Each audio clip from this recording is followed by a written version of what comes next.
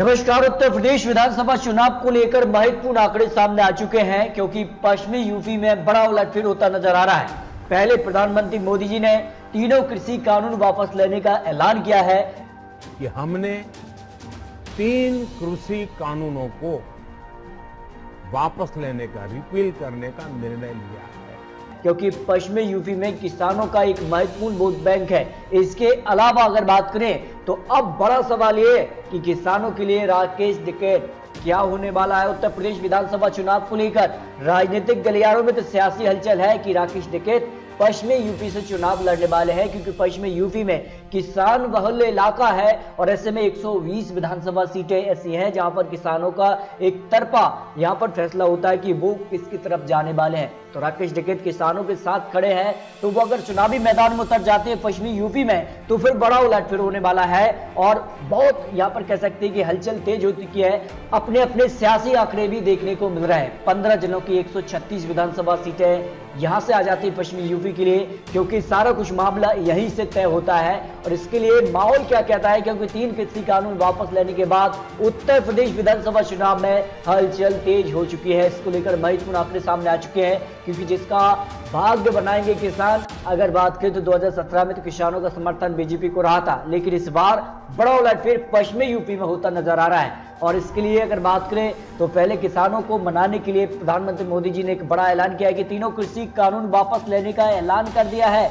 लेकिन सवाल यह है कि इसको लेकर भी अब कहीं ना कहीं राजनीतिक पार्टियां हलचल तेज है। इसमें अगर बात करें तो यहां पर शिवसेना एंट्री मार सकती है और ये दावा किया जा रहा है कि वो पश्चिमी यूपी से चुनाव लड़ सकते हैं। इसके अलावा राकेश टिकैत भी पश्चिमी यूपी से चुनाव लड़ने वाले हैं। तो बीजेपी को क्या होने वाला है। इसके अलावा अजहरुद्दीन ओवैसी ने तो दावा किया है कि वो 100 सीटों पर चुनावी लड़ने वाले हैं क्योंकि उनकी अगर बात करें तो पूरे यूपी के अंदर 19% आबादी है, इसमें अगर 143 सीटों पर असर है। लेकिन अगर बात करें तो सबसे ज्यादा पश्चिमी यूपी में ही यहाँ पर मुस्लिम वोट बैंक है क्योंकि 36% अगर बात करें तो पश्चिमी यूपी में मुस्लिम वोट बैंक है।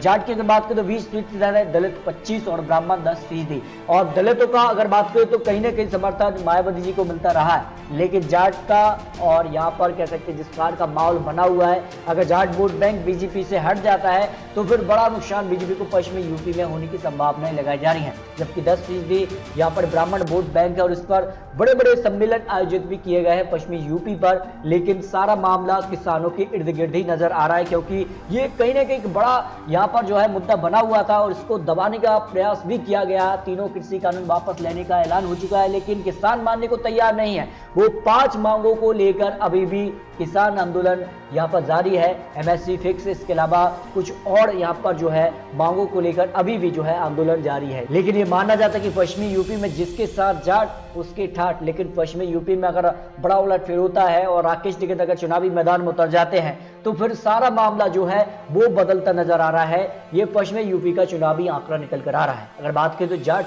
वोट बैंक का किस प्रकार से असर है, हाथरस, हापुड़, बुलंदशहर, आगरा, फिरोजाबाद, कासगंज और ईटा। इसके अलावा अगर बात करें तो मुजफ्फरनगर, शामली, बागपत, मेरठ, गाजियाबाद, गौतम बुद्ध नगर, अलीगढ़ और मथुरा, ये वो क्षेत्र हैं जहां पर जाट वोट बैंक, इसके अलावा मुस्लिम, दलित और ब्राह्मण वोट बैंक का अच्छा खासा असर है। लेकिन मुस्लिम वोट बैंक ट्रांसफर किस तरफ होंगे, क्या वो समाजवादी पार्टी की तरफ जाएंगे या फिर अजहरुद्दीन ओवैसी की तरफ, या फिर प्रियंका गांधी भी लगातार इस क्षेत्र में एक अच्छी यहाँ पर पकड़ बनाए रखे हुए हैं। और जिस प्रकार का आंकड़ा पश्चिमी यूपी के लिए उनको मिला है उसके भी आंकड़े आपको देने वाले हैं। लेकिन जाट वोट बैंक कहाँ जाने वाला है, क्या किसानों की तरफ से कोई बड़ा दिग्गज नेता चुनावी मैदान में उतरने वाला है। अगर ऐसा होता है तो फिर योगी आदित्यनाथ को क्षेत्र में बड़ा झटका लग सकता है क्योंकि बीजेपी का जीत का फॉर्मूला यहीं से तय होता है। और इसके अलावा पूर्वांचल में तो बीजेपी ने एक्सप्रेस वे का उद्घाटन कर दिया है।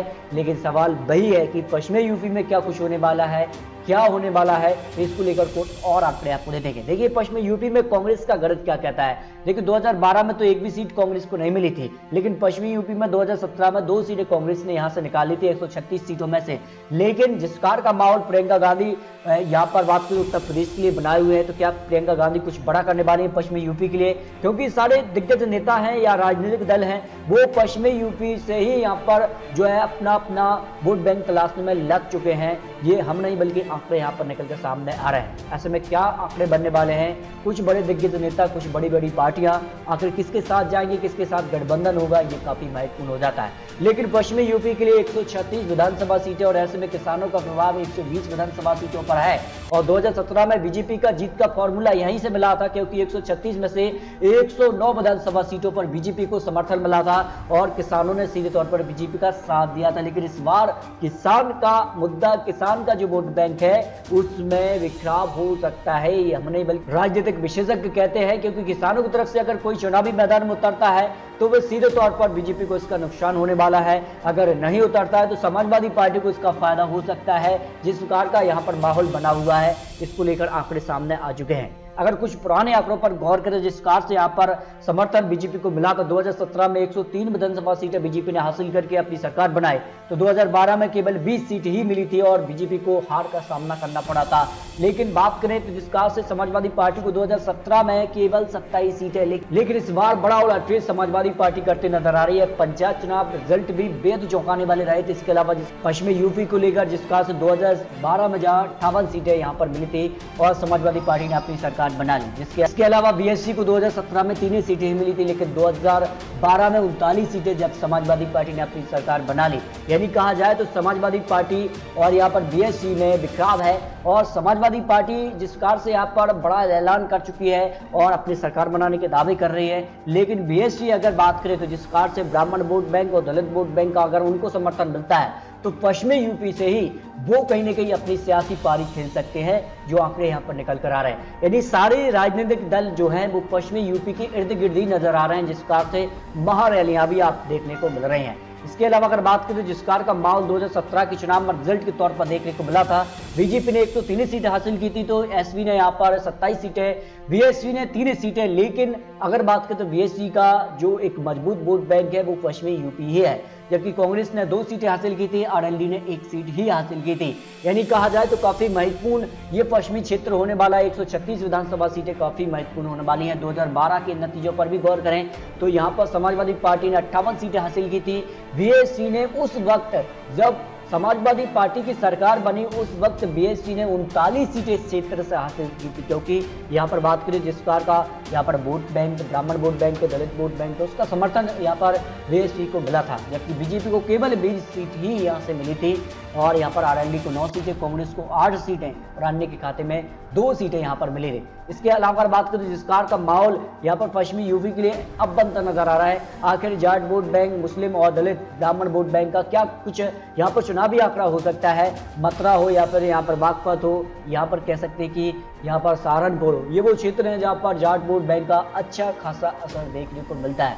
तो सवाल ये कि आखिर किसके पाले में जा सकते हैं और किसको कितनी सीटें पश्चिमी यूपी में मिलने की संभावनाएं लगाई गई हैं। 136 विधानसभा सीटों में से बीजेपी प्लस के लिए 109 सीटें 2017 में, लेकिन नवंबर का जो सर्वे आया उसमें 64 से 68 सीटें मिलने का अनुमान उत्तर प्रदेश में लगाया जा रहा है। यानी बीजेपी को बड़ा झटका हो सकता है। अगर पश्चिमी यूपी में बीजेपी को कम सीटें मिलती हैं तो इसका असर अन्य रीजन पे भी पड़ सकता है और कहीं ना कहीं यहाँ पर बात करें तो समाजवादी पार्टी को 21 सीटें 2017 चुनाव में, लेकिन अब सर्वे कह रहा है कि 58 से 62 सीटें। ये बेहद ही चौंकाने वाला सर्वे जो निकलकर सामने आ रहा है कि समाजवादी पार्टी और बीजेपी में पश्चिमी यूपी में आमने सामने की टक्कर दिखाई दे रही है, क्योंकि बीजेपी का जो वोट बैंक है उसमें दरार है, उसका फायदा समाजवादी पार्टी को मिलता नजर आ रहा है। हालांकि यहाँ पर बात करें तो मायावती जी के लिए यहाँ पर केवल 4 से 8 सीटें ही मिल रही है। कांग्रेस को भी ज्यादा फायदा नहीं हो रहा है, 206 सीटों पर ही कांग्रेस आ रही है, जबकि अन्य खाते में 0 से 2 सीट ही आ रही हैं। यानी कहा जाए तो पश्चिमी यूपी में बड़ा उलटफेर है। समाजवादी पार्टी बीजेपी में आमने सामने की टक्कर दिखाई दे रही है। 136 विधानसभा सीटें बेहद ही यहाँ पर खास हो जाती है। अब किस प्रकार के यहाँ पर राजनीतिक दल इस क्षेत्र में चुनावी मैदान में उतरते हैं और किस प्रकार के यहाँ पर गठबंधन होते हैं, ये काफी महत्वपूर्ण हो जाता है और किस प्रकार से चुनावी वादे होते हैं और पश्चिमी यूपी में क्या यहाँ पर आंदोलन थमने वाला है या फिर जो मांग है वो सारी मांगें पूरी होने के बाद ही आंदोलन थमेगा, ये तो आने वाला वक्त ही बताएगा। आखिर किसान किसके साथ जाएंगे ये तो आने वाला वक्त ही बताएगा। लेकिन दोस्तों आपको क्या लगता है, अपनी राय कमेंट बॉक्स में रख सकते हैं। तो दोस्तों उत्तर प्रदेश की सभी 403 सीटों के लिए भी आपको महत्वपूर्ण विश्लेषण भी देने वाले हैं। तो दोस्तों मिलते हैं और सटीक महत्वपूर्ण विश्लेषण के साथ, तब तक के लिए जय हिंद, जय भारत।